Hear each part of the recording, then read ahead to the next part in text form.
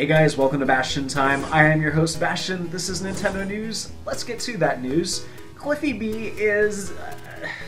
I have no idea who he is, to be honest with you. All I know is that he is the famous producer of some kind of franchise out there, and if I remember right, he's since stopped working on that franchise.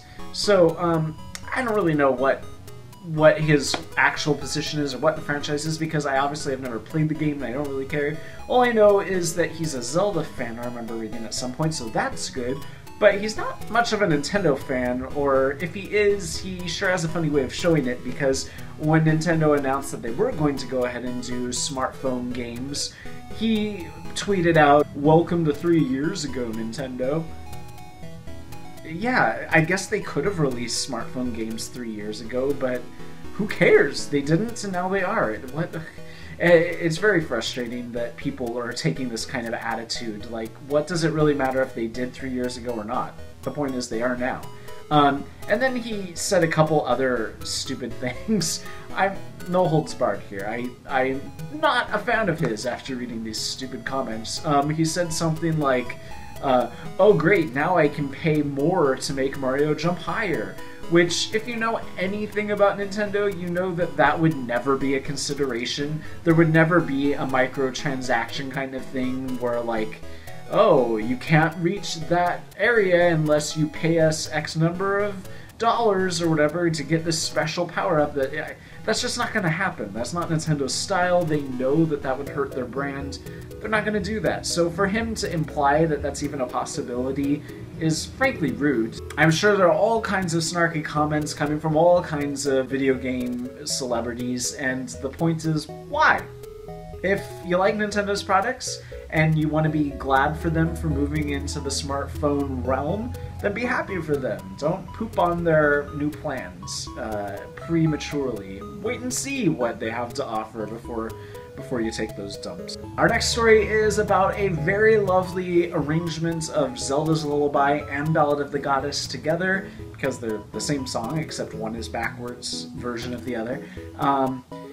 It's a very nice video.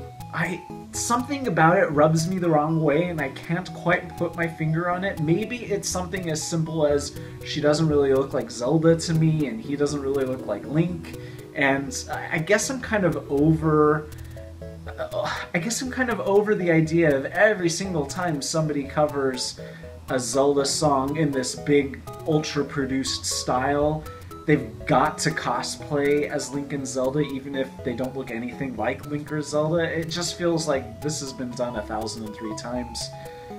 Try something a little more creative than sitting in a field and pretending you're Link and Zelda, or, you know, just don't. Just be yourself in a field, or, you know, I don't know. I guess the point is, the song is beautiful, the video, there's something about it besides that I just don't quite like. I think maybe I feel like she's being too overly dramatic with her gestures. Says the guy who can't control his hands while he's recording these videos. But anyways, maybe you'll like it just fine. It's definitely very nice to listen to. Great job on the arrangement. And then our final story for the day is this very interesting short film. It's very well shot, the lighting is great, the costumes are great, I think the acting is great, but I can't quite tell because they mumble, and I had my volume jacked all the way to maximum, and I could still... Maybe English isn't their first language or something, and so I'm having a difficulty in understanding through their accent, or I don't know what's going on, but it was just like, I could barely understand what was being said. It was very nice, very well shot. I would definitely like to see this in a bigger story, in a longer film.